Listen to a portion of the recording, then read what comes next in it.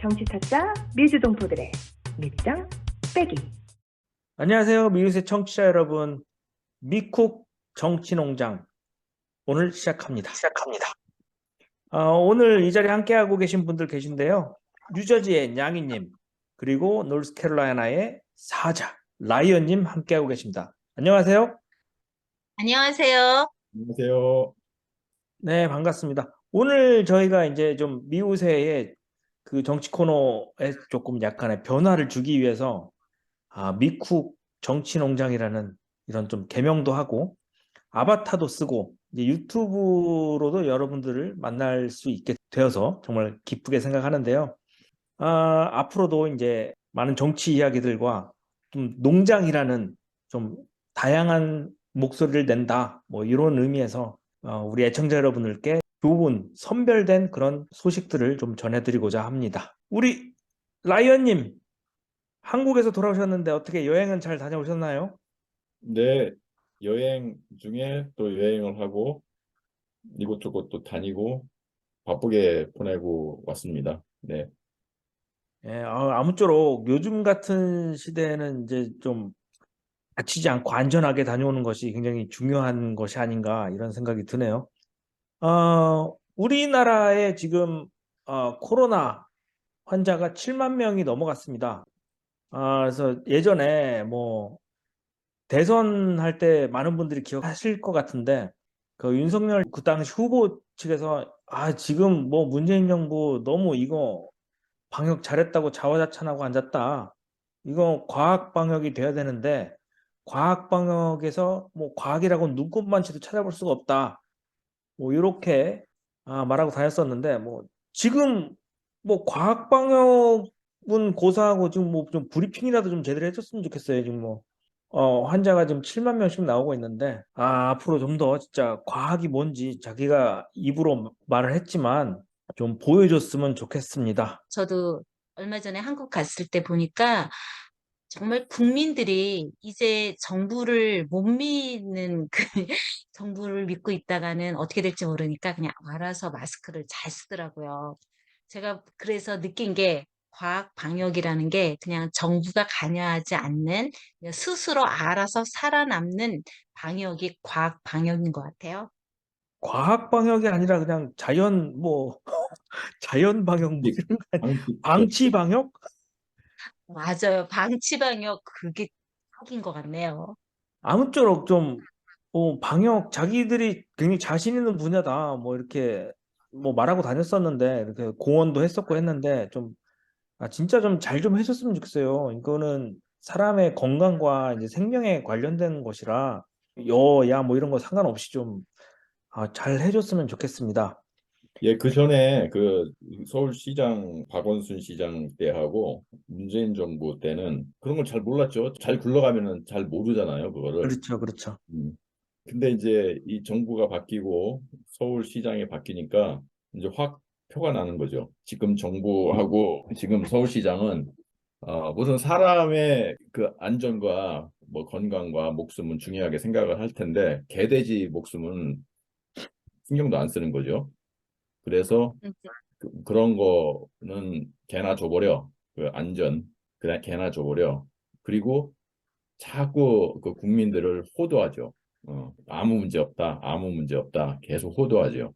그렇죠. 그 전에 그 정부는 그래도 많이 신경을 썼는데, 그 방역도 신경을 쓰고, 안전도 신경을 쓰고, 근데 지금은 전혀 신경을 안 쓴다는 게 그 눈에 확 보여요. 그리고 우리 동물농장 그런 개념이 참 마음에 드는 게 우리 동물들이 너희들보다 낫다. 너희들이 개들이 취급하는 우리가 그렇지. 너희들보다 낫다. 네, 음, 뭐 이런 점에서 좋은 것 같습니다. 음, 네. 맞습니다. 뭐 지금 잘 못하니까 더 확연히 확 드러나는 것 같아요. 근데 정치라고 하면 좀 기본적으로 모든 사람들이 그렇지만 뭐 그래야 정치인이 그래야 한다고 생각하는데 발걸음이나 어떤 마음가짐이 좀 사람들에게 좀 향해 있으면 어떨까? 사람들에게 향해야 자기도 스스로도 자존감을 높이고 다른 사람도 이제 평등심을 갖게 하는 뭐 이런 것이 될 것 같은데 이건 무슨 어떤 사조직이 되어가는 것 같기도 하고 뭐 자기 주머니 채우려는 것인지 아니면 자기 명예를 쌓으려는 것인지 그래가지고 뭐 인생 종치면 어떤 의미를 갖고서 역사의 뒤안길로 남을까 뭐 여러 생각이 들게 하네요. 이번 주 다룰 이야기는요, 여당 대표 이야기입니다. 지금 여당 대표가 주호영 원내대표인가요? 네, 국민의힘당? 누가 될 것 같으세요? 네.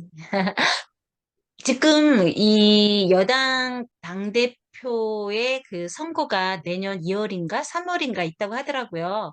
근데 이제 갑자기 이 이슈가 불거진 게 이제 얼마 전에 지난 22일이었던가요? 23일이었던가 윤 대통령이 윤핵관 4인방이라고 불리는 권성동, 장제원, 또 윤한홍, 또 이철규 의원 이렇게 부부를 해가지고 관저에 초청해서 만찬을 했다고 하더라고요. 근데 뭐 옛날부터 대통령이 그 뭐 이렇게 어떤 분들을 초대해가지고 뭐 개인적이든 뭐 얼마든지 관저에 초청해가지고 만찬을 할 수 있는데 대부분 그게 이렇게 흘러나오지가 않거든요. 근데 요번에는 막 언론에 벌써 바로 다음날 이렇게 나왔다고 하더라고요. 그래서 누군가 고의로 그걸 흘리지 않았을까?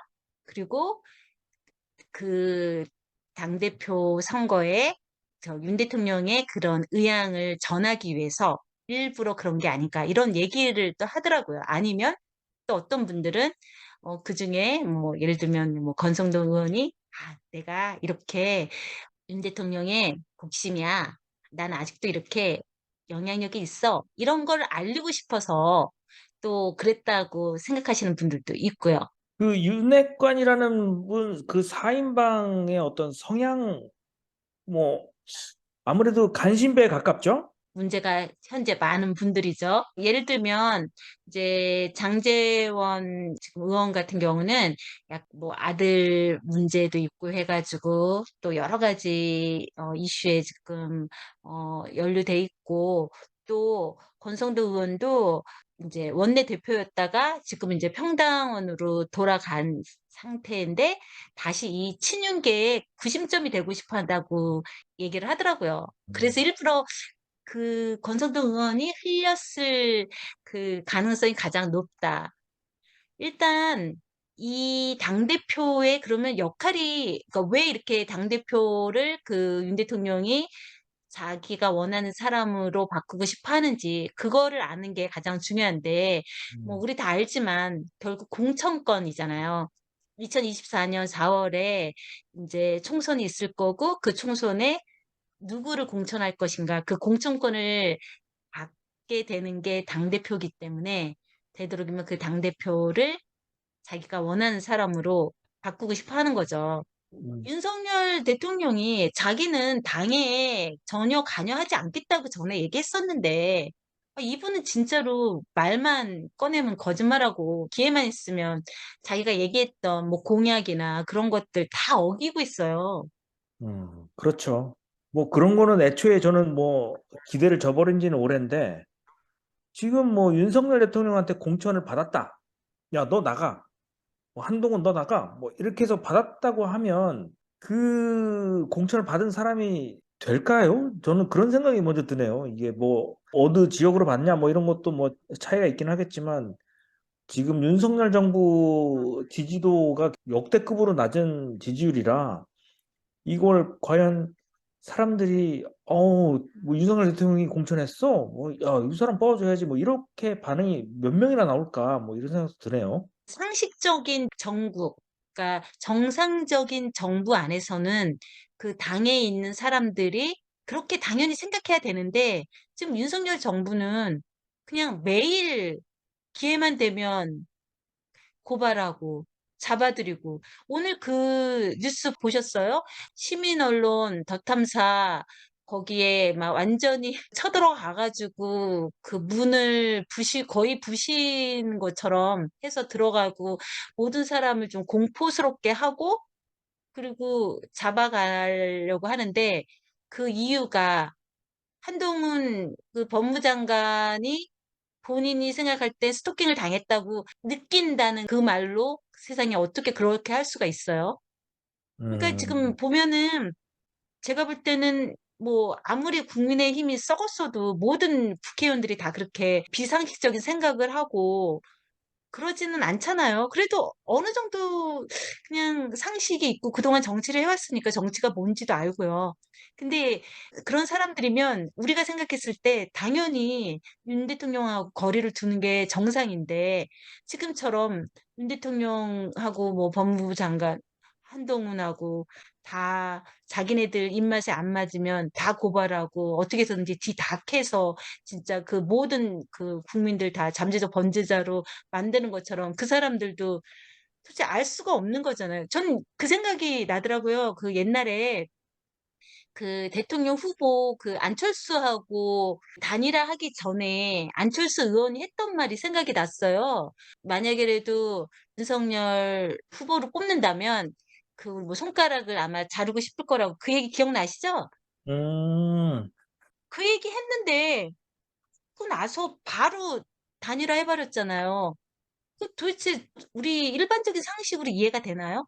뭔가가 아, 있지 않고는? 그렇죠. 그 네. 지금 우리가 지금 나누고 있는 그 내용이 그 정치꾼들 양아치들 세계에 대해서 우리가 얘기를 나누고 있는 거예요. 양아치 그 윤석열하고 한동훈 검찰 깡패 조직이잖아요. 그래가지고 그 정권을 전체를 국민을 다 자기 휘하로 두려는 그런 의도가 계속 나오잖아요. 언론 다 그렇게 눈, 귀 검찰권을 가리고. 휘둘러 가지고 그 음, 겁박하고 걔네들 얘기를 우리가 하는 거예요. 그 국민의힘은 거의 전폭적으로 그쪽을 지원을 하고 그러면서도 쫄아 있고 그 줄을 서야 되니까 그 조폭 그렇죠. 조직이니까 음, 근데 지금 그런 얘기를 나누고 있는 거예요. 뭐, 그러니까 오늘, 소리에 어제 뉴스인가요? 그 김어준 대표를 고발한다고 대통령실에서 그 뉴스가 있더라고요. 그래서, 야, 진짜 이제는 언론, 자기한테 조금 입 바른 소리 하는 언론이나 뭐 단체들은 뭐 이제 다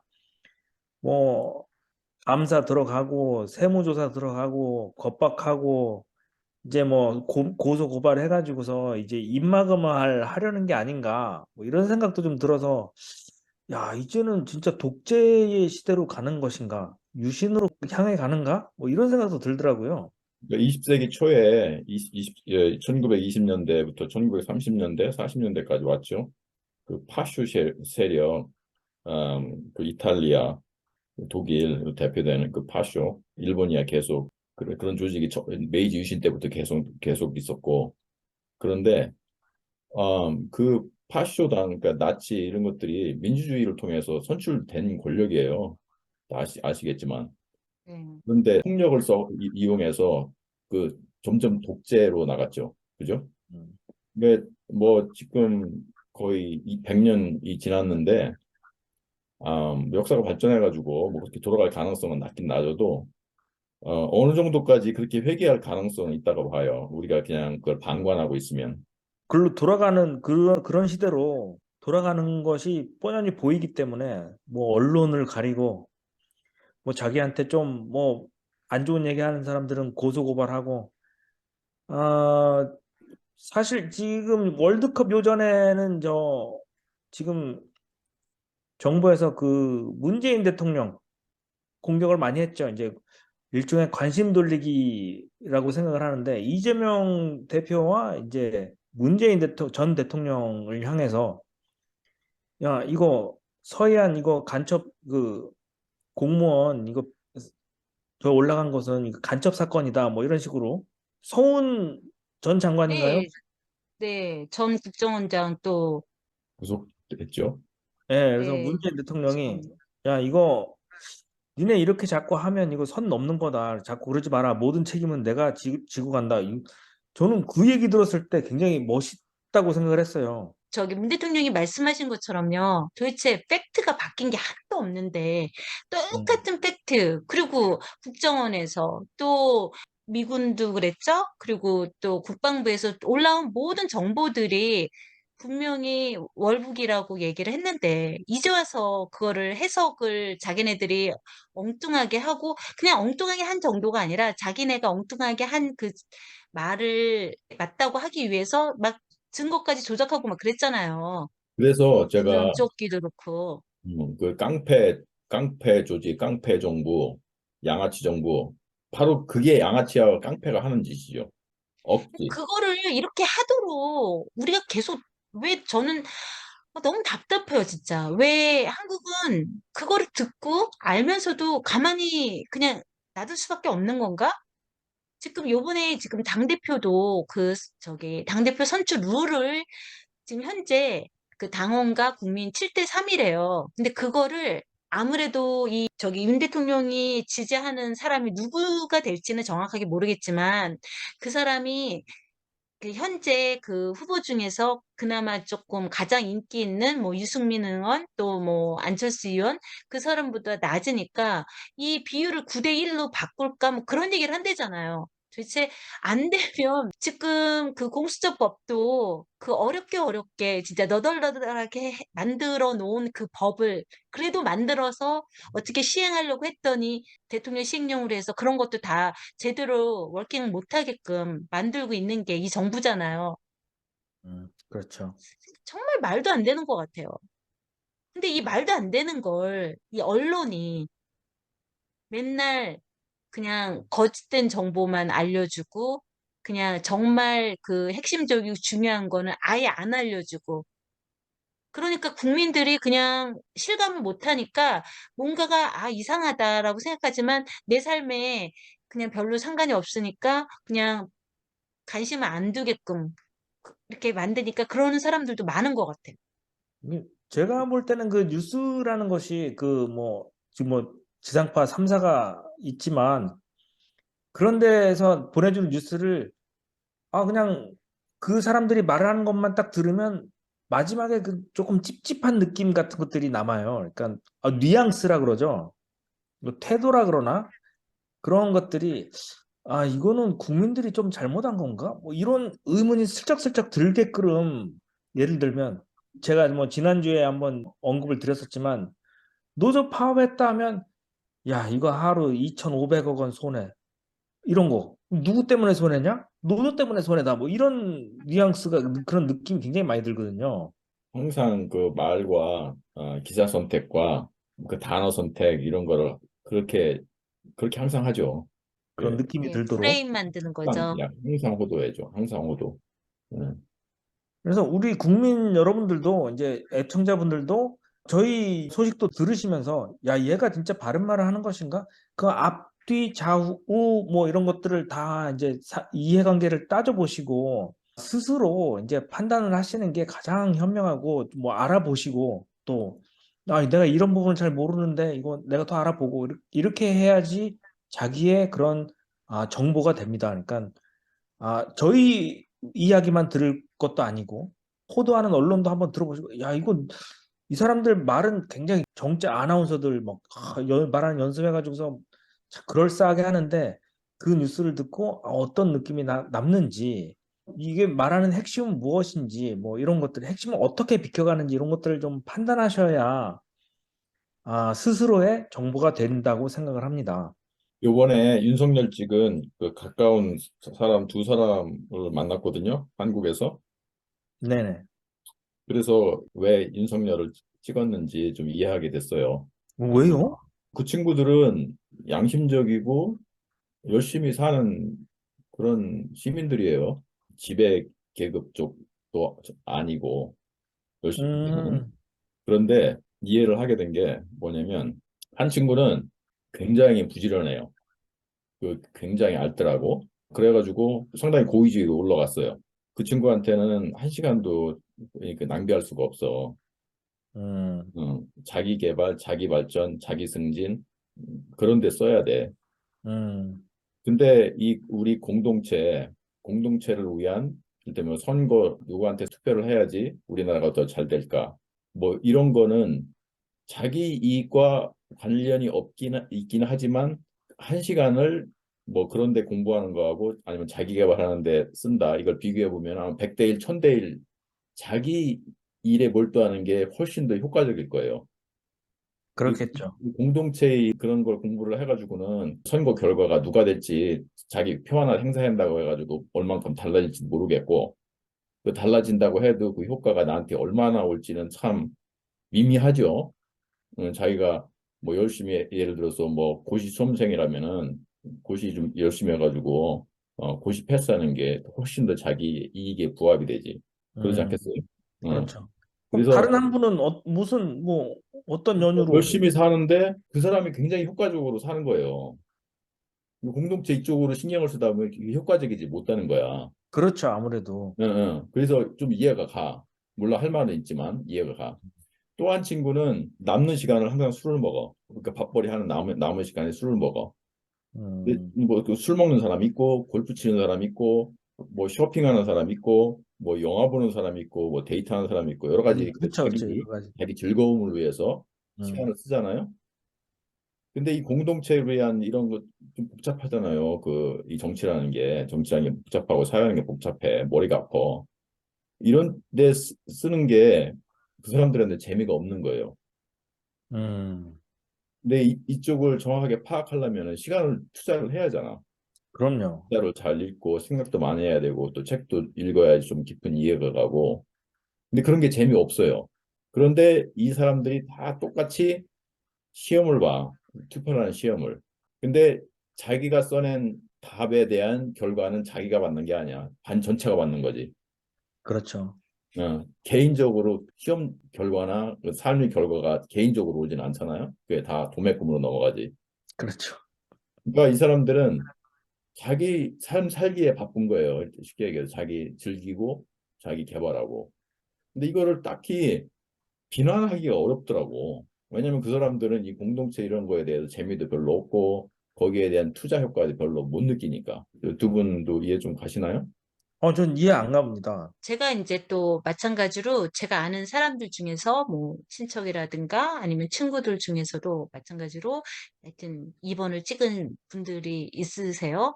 그런 뭐 한 분 같은 경우는 이제 자영업을 하고 그러니까 아무래도 노동자나 인플로이의 입장이 아니라 인플로이어의 입장이다 보니까 그래도 보수 정권이 조금은 더 유리하게 해주지 않을까 그런 기대감을 갖고 또 그런가 하면 그냥 평범한 오랫동안 직장을 다니던 친구는 찍었던 이유 중에 하나가, 그래도 검사 출신이니까 정치인들하고는 좀 다르지 않을까? 그래서 정말 이렇게 부패하고 잘못하는 그런 사람들이 있으면 다 잡아서 그러니까 조금 더 낫게 만들지 않을까라고 기대를 했는데 완전히 그 두 사람 다 아예 그냥 얘기를 안 하고 싶어 하더라고요. 그러니까 후회가 내가 왜 찍었지 후회가 되는 게 아니라 역시 다 사람들 그냥 다 똑같구나. 누가 돼도 똑같구나. 이런 식으로 느끼는 것 같더라고요. 약간 포기? 음, 그거 너무 슬픈 거죠. 그렇죠. 저 같은 경우는 제가 아시는 분들 중에 그 국민의힘당을 지지하시는 분들은 굉장히 단순해요. 나이 지긋이 좀 많으시고 국민의힘당 외에는 뭐 다 빨갱이. 어, 뭐지? 주사파. 뭐 이런 걸로 딱 몰아가면 굉장히 쉽죠. 그래서 제가 아시는 분, 한국에 계신 분이 저보고 이제 맨날 빨갱이 빨갱이 그러세요. 근데 이번에 뭐 노인복지 뭐 그 금액 깎였다면서요. 이 윤석열 정부 들어서 이게 깎인 거예요. 이제 삭감이 돼가지고 이제 혜택을 못 받는데 그런 뉴스를 또 안 보세요.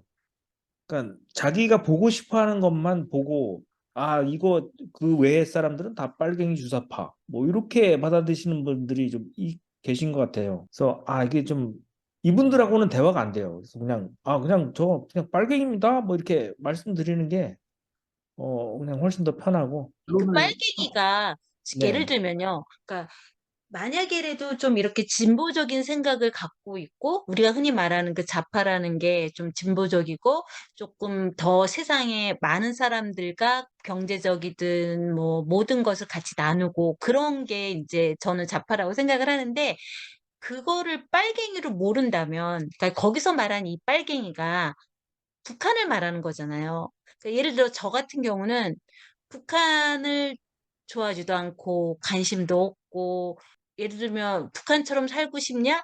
당연히 아니거든요. 북한을 오히려 북한 국민들한테 자유를 주고 싶고 이렇게 좀 더 평화롭고 더 나은 경제적인 그런 상황에서 살 수 있게 해주고 싶고 그런데 그리고 뭐 통일을 해도 평화 통일을 했으면 좋겠고 이런데 빨갱이를 소리를 들어야 된다?